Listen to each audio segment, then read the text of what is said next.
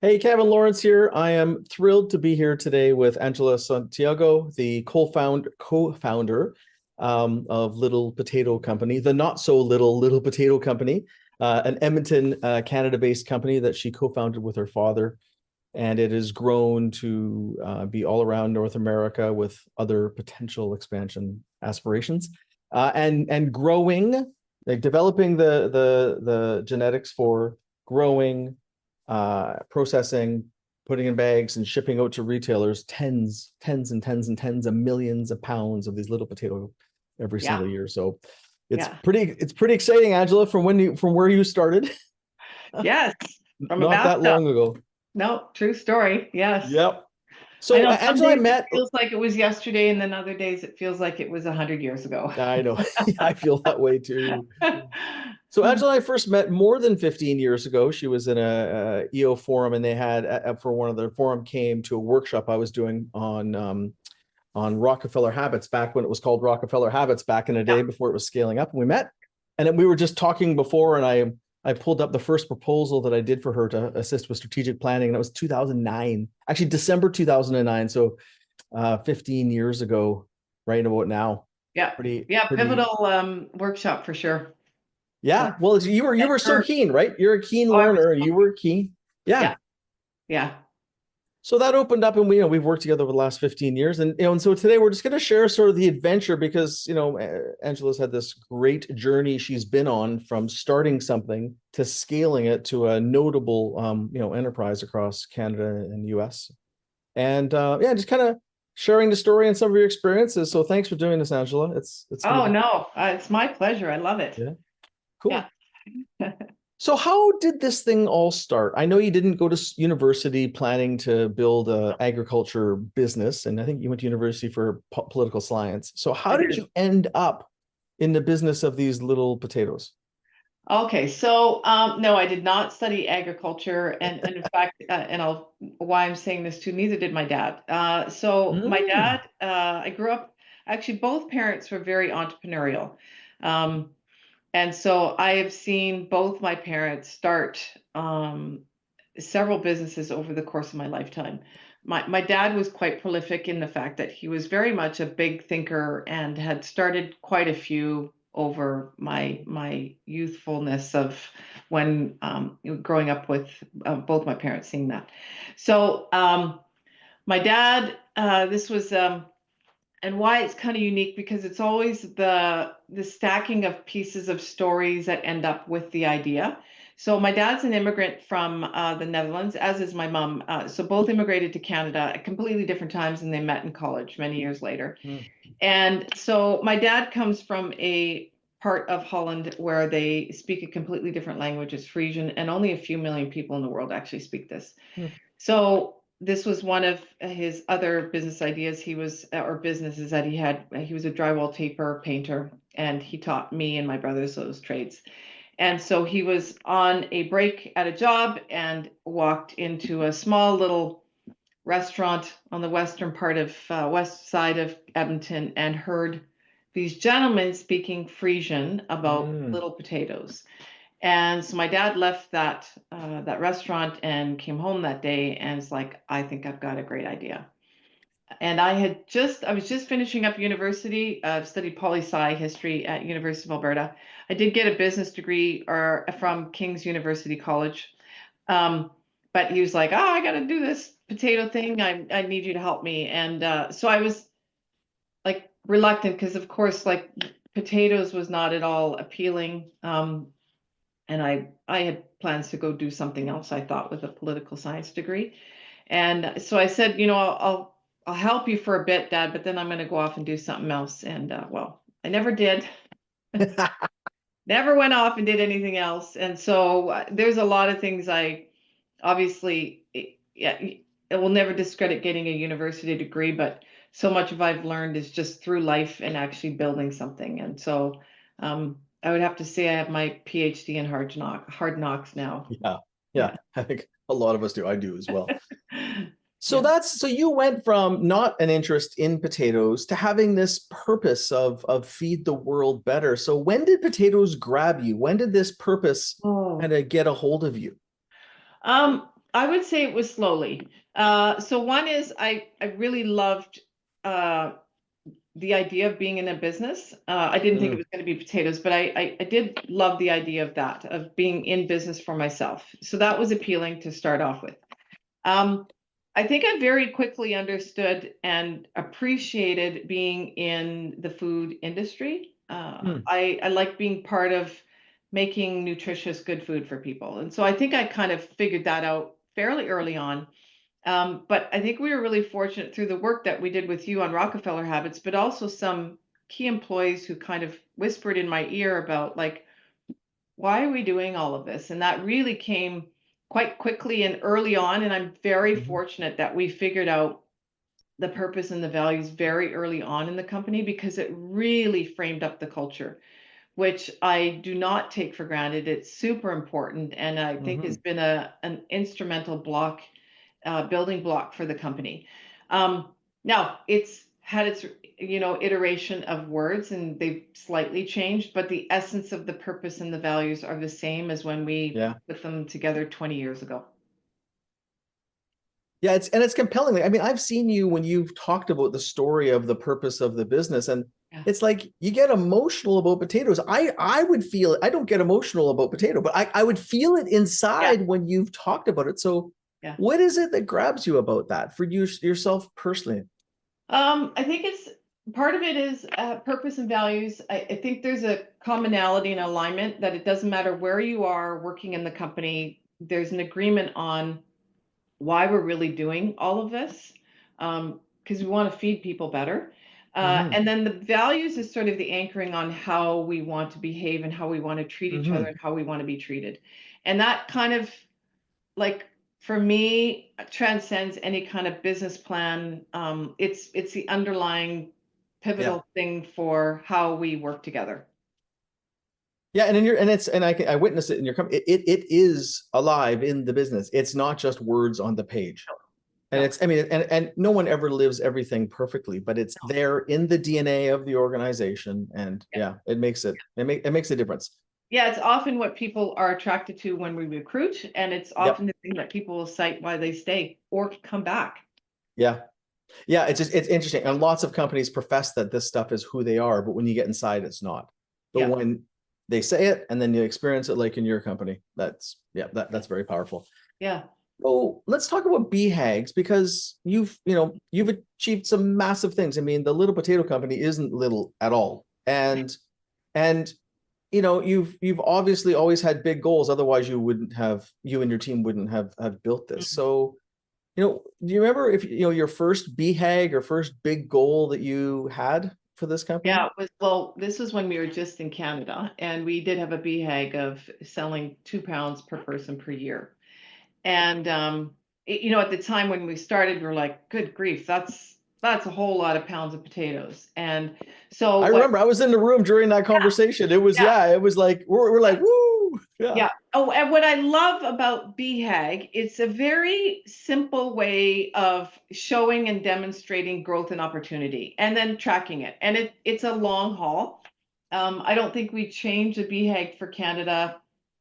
I think we were probably 18 years in, and then we switched it from 2 pounds per person per year to 5 pounds per person per year. So we actually did achieve a BHAG in Canada in about the time frame that I think Jim Collins says, 10 to 15 years. So now we just have a new BHAG for Canada, and we've got the 2 pounds per person per year in the US. And so it's a really fun way to actually see that growth. And Yeah. even in the US, you could see on the graph, it started off as like Zippo, and you can Yeah. actually see it moving. Even though it's not anywhere near the 2 pounds per person, you can actually see it moving. And I think that's what's fun about the BHAG. It's a really fun visual way to show people opportunity. And I think that's exciting in itself. Yeah, and and for those watching, is that you have that BHAG as part of your reporting package. You Yeah. have this chart that you're Yeah. describing with the Canada and the US and how they're tracking, and you can see how the US is now very substantial, although it Yeah. still has lots of room to grow. But that Yeah. visual anchor is really powerful. Yeah. Yeah.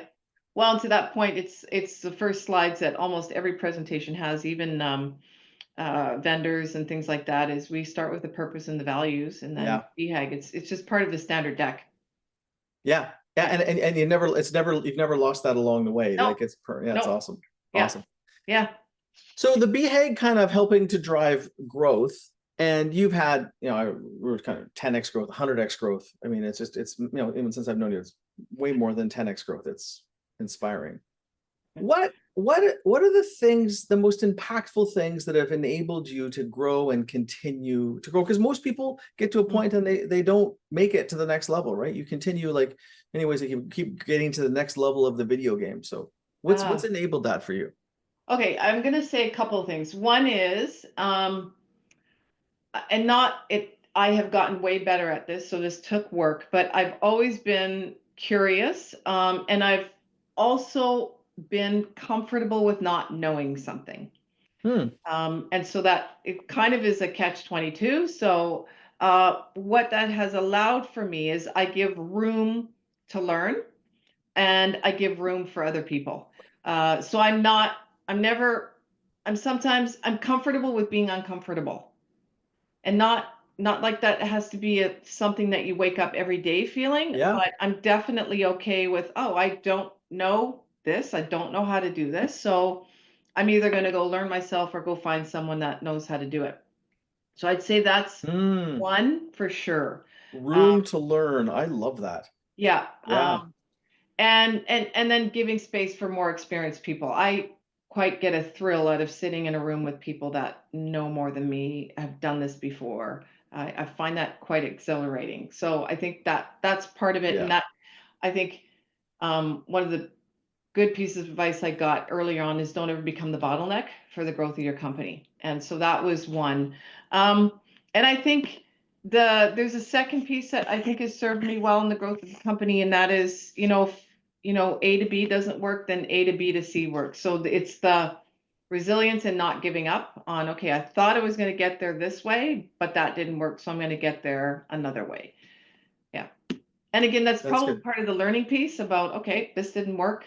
How else can I do it? But even as you describe, you're like, oh, okay, this didn't work. Like there's a lightness that you carry Yeah. when you say it. It's almost like you're not that you're expecting it not to work, but you're very open that it could be a lot of Yep. different ways. Yep. Like you're not attacked. Yeah, that's awesome. Yeah. I will say, on the first one you said, Angela, I've seen you probably a dozen times when you come up against a big question or a big thing to figure out, you just go talk to a whole bunch of people, I do. and then you distill it. And it Yep. could be, consultants or other CEOs and through YPO Yep. or other things. And Yep. you go and talk to a whole bunch of people, and then you come back, you go, okay, I got it. And then Yeah. you're clear, and then away you go. Yeah. Yeah. Yeah. And I think a lot of other CEOs could benefit from doing that more.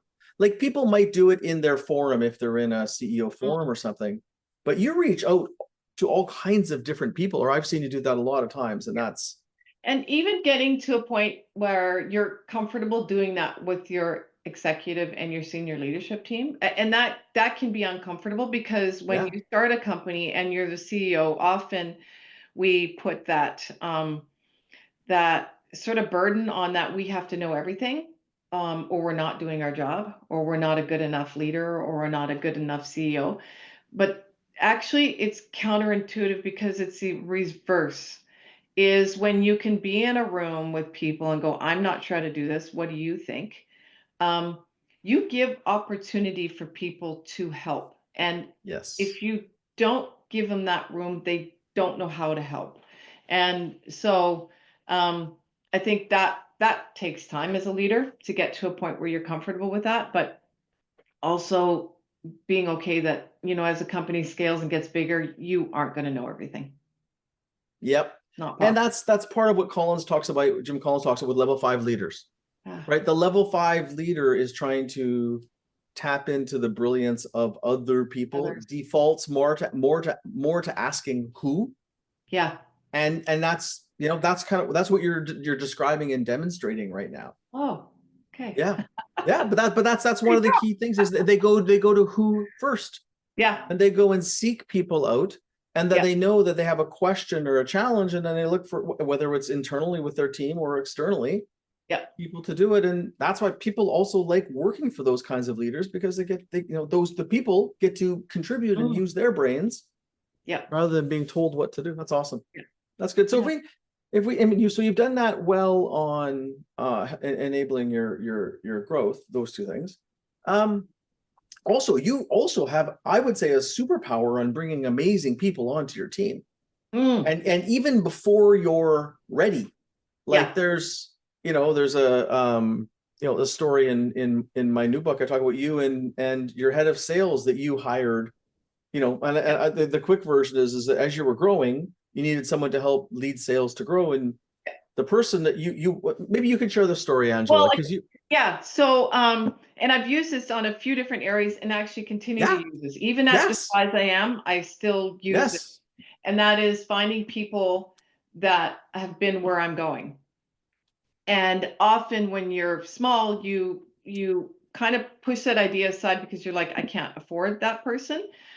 So what has worked for me is just fractional. I found this gentleman, a VP of sales, who had a few other clients, and so I got a top-notch sales guy. oh yeah Um, and really helped me grow and scale the business. And I shared him with other clients until it got to the scale where he could come and work for me full time. But I've used that in finance, HR, marketing, sales.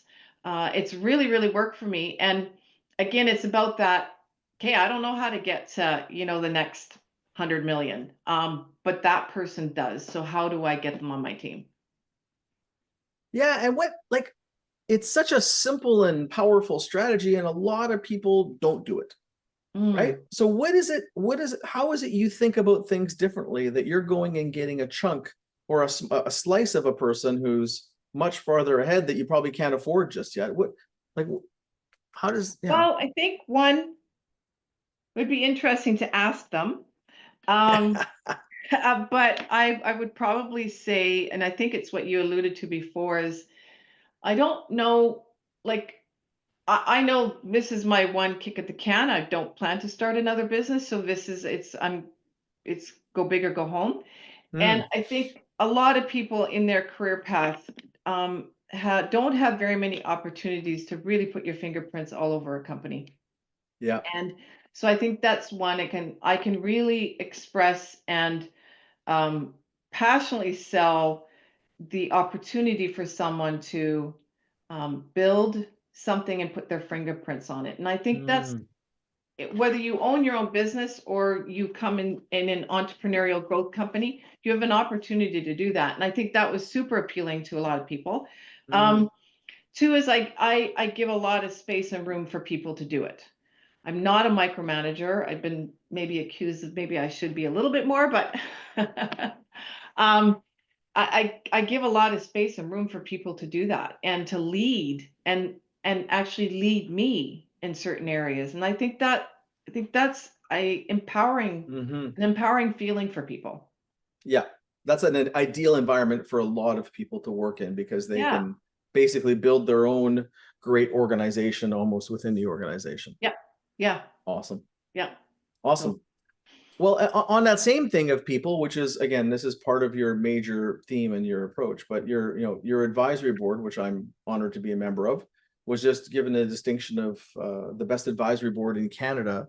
And you have had the advisory board for a number of years, mhm. and there's lots of things that make it impactful. I'm curious, from your perspective, what is the impact or the value that advisory board creates for you as you're building this company? Okay, so for very similar reasons, an advisory board that has been there, done it, knows what it like is to scale. But I would say probably the number one reason for me is it's a safe place for me to struggle. It's a place where I can go and, um, like what I was saying earlier, is just go, I really don't know what to do next. I don't know what my next move is. I've never been a leader of this size of company, and uh, you have to find the right places to be vulnerable like that. Just Hmm not, you can't just do that anywhere with anyone. And so an advisory board creates that space for me to go and help figure things out. And they've just been like my biggest cheerleaders, and not just in a, oh yay, you're always doing it right. It's also, no, that's not going to work. You got a blind spot here.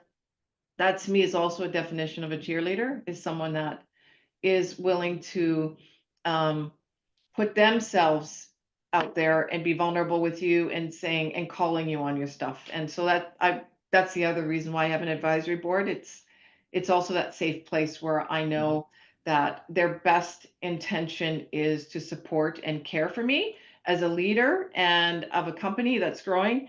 And so that's done in positive, but also in really good critical feedback. Yeah, that's a great way. I like how you said that, Angela. And because it's different than a fiduciary board in some cases, because a fiduciary board is more about accountability, Yep. and this is more about supporting you and some accountability when Yep. that's needed. Yep. But I like that. It's a safe place to struggle, safe place to learn, safe Yep. place to figure things out. Yep.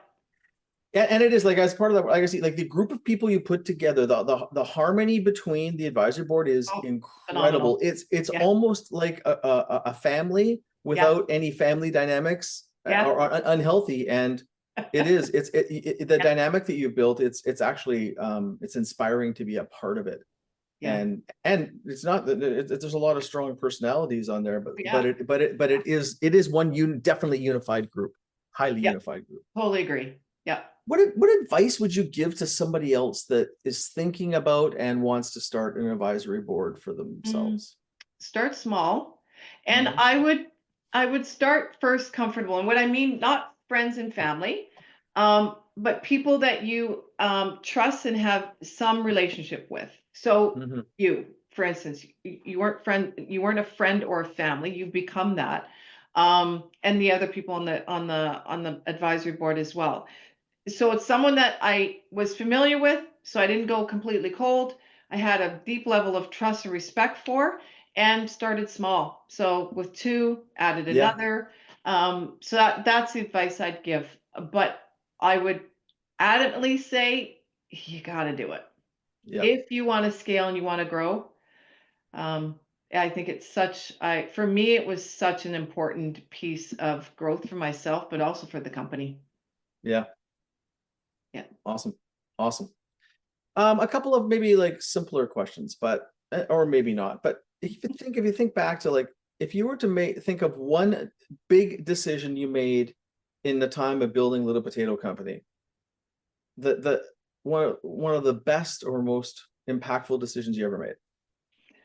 Okay, so I'll give one more, maybe on the personal growth. So, if we can all remember what it was like to be 20 something, and there's a part of you that has this level of confidence, but there's other part of you that has no clue what you're really good at. So I think the first one would be is I trusted, and it was my parents, but also other people that saw um, a gift and a capability that I didn't see in myself yet, and I trusted that, and I went with it. Hmm. That'd be one. Like, you're really good at sales, you're really good with customers, you're a really great leader, Angela. And I'm like, really? So trusting that and going with it. Um, I think the second biggest one, which has been, I think, impactful in particular when we entered the US, but also as we grew in Canada, was to not partner and do it ourselves. Yeah. And that was, I think, really Mm. difficult because it's scary, but also difficult because there were so many people that said you can't do this. Look at the big players out there. Mm. You can't do this. You don't have the experience, and you know you're too little to do this. So it was a difficult decision because I think there was a lot of push and thought that I couldn't do it and the company couldn't do it. Mm. But I was so adamant about culture, and that I had spent so much time because I did go through the motions. I went and interviewed a bunch of possible partners, but I was spending so much time convincing them of the product, convincing them of the opportunity that I was just like, I'm spending more energy convincing you than me actually going to do it. So I would say that's Interesting. probably the other big was the decision to we can do this ourselves, and we did. Yeah, that's tough, especially because at that point you were actually the little potato Oh, company going up yeah, against some giants. yeah. I really, I Yeah, had no yeah, right thinking I yeah. could do it And you were the myself, but little potato company from yeah, Canada yeah, going up against North American yeah, giants, actually. yeah, yeah, That's cool. That's yeah, awesome. yeah. So in the kind of mindset of reflection, Hmm. you referred to lessons as little treasure boxes. And Yeah. tell what do you mean by that? And Well, so I use this on my kids all the time when they're in eh, either a challenging spot or a hard lesson learned. And why I call them treasure boxes because it's got a positive spin to it. Um, and so learning is all about extracting and harvesting the lessons from it, whether they're good or yep, bad. But yep. often we want to blow by them in life because we're just like, oh, I can't talk about it. That was embarrassing. Too Uh, painful. Yeah, yeah, yeah, yeah. oh, too painful. Let's move on. But the thing is there's jewels inside. And so if you pause for a moment and open them up, the jewels of lessons in there, of pieces of wisdom, are inside there, and you can open them up, take them out, and then go on your journey. So there is a part of the moving on, but for me, it was a positive spin on anything that comes your way, whether it was a mistake you made, a challenge, whether it's health crisis or any of that. There are jewels of wisdom and lessons that you can pull from that are building blocks to prepare you for the next thing. I So how do find you pull you them out? blow How do you by do it. that? Pardon me? A lot of people do. A lot of people don't want to look at it very long. And No, of how do you course get we the don't. gems out of? Yeah. Yeah, naturally we don't, because it's Yes. sometimes, Kevin, it's super painful. It is. Yeah, Yes. Often. yeah. Often it's like, oh God, I can't believe I did that. Yeah. Yeah. How do So, you actually do that for yourself? What's the process you use yourself or with people on your team? How do you do that? um, so I do reflect. I do a lot of reflecting. I journal, but I often like to talk about it out loud. So that could Mm, be in an advisory board, a peer group, or with a friend. So often it will involve actually articulating it outside, like out loud, and then going, okay, what did I learn from this? And then actually being able to say it. Well, here's yeah. what I learned. This, Yeah. this, and this. And then I find sharing that with either a friend or a family member saying, "Kid, here's what happened. Here's what I think I learned from it." Um, so it's a process. And sometimes it can be done really quick, and other times it Yeah. takes a little bit longer. Yeah, and I think there's something about that also as leaders that also helps us to be more effective leaders when you go and share that with people, because people often look to people like us and say, well, you've got it all figured out. Yeah. And we don't. And No. and there's the humility in talking about your mistakes and sharing your learning. I mean, first of all, you're role modeling great behavior, but whether it's with your kids or with your friends or with the people on your team, you're also showing up as the best version of yourself, Yeah. and that openness leads to all kinds of other Yeah. great things. Like I learned once I was in a session and someone made a comment about assuming, well, I thought you had it all together. I'm like, not a chance. So I've consciously talk more about my mistakes and Yeah. my lessons. Yeah. And one, you see them relax because they feel more okay, and it creates a more open It environment. does. Yeah. Well, and that's the experience sharing. So you learn, and that's why I reach out to a network. I have an advisor board. I have peer groups because I can learn from them on Yeah. when they experience share. So it's interesting because as the kids aged and they're all in their 20s now, that is a much more effective way of parenting is experience sharing. They don't want to be told what to do anymore. They know it. The other stuff doesn't work. No, they want to hear stories about when you were 20 Yep. and what did you do? And so I find that even much more effective parenting now that they're in their 20s is just experience sharing and going, yeah, I made some mistakes too. And here's what I learned. Yep. Yeah. Yeah, I think actually, so the experience sharing, particularly on the mistakes, Yeah. because it's easy to share the well, we did good stuff, Yeah. but it doesn't create the openness and it doesn't create a better conversation, and it's harder for people to hear that. But when you Yeah. talk about, Yeah. yeah, isn't it fascinating? It's like the more you're willing to talk about your mistakes, the more credibility you have. And I think I don't know where we got sold that, bag of BS is that, as a leader, you have to have all the answers and you don't ever make mistakes. What a load. Well, that's probably the 20-year-old version of us that was confident and terrified at the same time. Yeah. Like, Yeah. it's interesting at this stage of careers, I've talked to a lot of people. Like, I know what I know, and I know a whole bunch that I don't, and I'm okay with it. Yeah. But the 20-year-old version of me wanted to hide the I don't know parts, Right. and Yeah. Now we kind of wear them like badges. totally. But I think that's like a comfort and a maturity as a leader. Yeah. Yeah. No, I agree. Is it, Yeah. and you realize everyone's just trying to figure it out and do their best. But it is you can sure notice it when you're with leaders that are at that stage and not. And I think it's a journey that we all have to go through as we're doing it. Yeah. Or at least, Very true. It's fascinating. Yeah. So on the journey and on the growth, like I know you're a very serious student, and you do have your PhD from the School of Hard Knocks, and you could practically have a PhD in business and leadership from all the study that you do literally as well. Yeah, I love it. So what are the things that have had the biggest impact on your growth in terms of your capability? And I know you've done a lot. Okay. On my growth.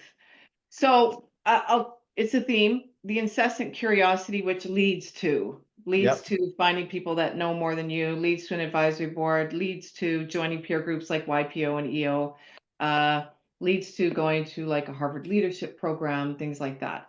So I will say by far, the most growth or building blocks of growth have happened outside of the business. And those are the pieces where I intentfully go to figure out how I can be a better leader and do things better. So it's the work I do on myself outside of the business that has been the most impactful as how I show up in the business. And that includes like I named them, but also doing therapy, figuring out my own stuff. So that when I show up at work, I'm showing up the most healthy person I know how to be. Well, I'm glad you mentioned that, Angela, because many of the most successful CEOs I know, in addition to the formal learnings and taking the Harvard programs or whatever programs they take, and their forums, they also generally do a fair amount of introspection or therapy. And I know myself included, and lots of the CEOs. It's generally not, they don't go about talking about it in their everyday life. No, but you at don't some have point, in fact, you're doing the work. It does show up. It does. Yes. And if you're not, it doesn't. Like one of the CEOs I work with right now, and this person is just getting started and doing some therapy because they need to. And it's showing up in the last 6 months, but this person has a whole bunch more serious work to do to continue to build what they're building, because they got to be able to lead highly effective leaders, and those glitches get in the way. But a lot of people don't. Like it's a scary part of the journey for some people, starting to do the introspection and looking at themselves. It is. It's a big part of it. It also helps you to enjoy it more and be happy as well. But yes. How many hours? And just a wild guess, Angela. How many hours or days in a year would you spend on your learning or learning growth? I would say for sure weeks. Sure, a couple of weeks. If you add up all the hours, yeah. Like a week-long program here, and no, I for sure would say a couple of weeks for sure. Yeah, and it's been, from what I recall, been pretty consistently part of your journey for a long time. Yeah. So a couple of weeks a year over a couple of decades. Oh yeah, 100%. Yeah. Again, going back, that could be like your PhD in Angela School. Yeah. In Angela School. A couple more quick questions. Resilience. In Oxygen Mask First, I talk about resilience rituals and what we do to take care of ourselves, and sometimes we do better than others. But what are the things that make the biggest difference for you? Because obviously you deal with stressful situations and challenges, not just at work, but you have a family and lots of kids. And, what are the things that help your resilience the most? Okay, so for me, first was recognizing and not apologizing for the fact that working hard and working a lot is easy for me. Um, Hmm. it's my default. I don't need to make a plan for that. I can go and do that. What I learned the hard way, and through like health crisis, whatever kind of family challenges you have, was that my rest, recovery, and balance between work and family and all that actually required a lot more effort and thought and planning. And so learning that, I would probably say I would have probably been in denial for at least 10, 15 years, thinking I wasn't even a workaholic. So first step is saying, okay, yeah, I love work. I love doing work. I love building stuff. And so that piece is easy to get up and do. So being much more intentful. So learned that. Making time to go work out. For me, I need a trainer. I don't do it Me very well too. on my own. Me too. So I have appointments, and that's what works for me. I journal, I meditate, walk. Spending time with friends and family has been a really important recipe for me as well. I realize too is I can go all out, when I leave the front door, but my rest and recovery happens when I come home and when I spend time with my friends and family. So Yep. being much more intentful and planned about that. Awesome. That's a great list. Yeah, I've also found the recovery. Like you, I was in denial for a lot of years. I always pretty well knew I was like a workaholic. I know I loved it. The difference is that I was up until I probably hit 50, I didn't do a lot of rest and recovery. Oh, I just kept going. yeah. And now I have plans, and we have plans like a half a day every weekend where it's no friends and family either, just my partner and I. And so that she and I can have time, Yeah. because the friends and family are fun, but that also is a different thing. Just Oh, yeah. almost just and if we do that, away we go. Yeah. But it changes over time too. But Yeah. that, Yeah. yeah, the charging And event, and that's and being comfortable with not doing much. like or doing zero, which is, yeah, exactly. It's like, I'm not a good human, I'm not being productive right now, like I that accomplished it something today. I know, but it fights. Yeah. Like, and what I, yeah, like probably like you, I realized, well, actually I'm charging myself, I'm getting recharged and Yeah. recovering.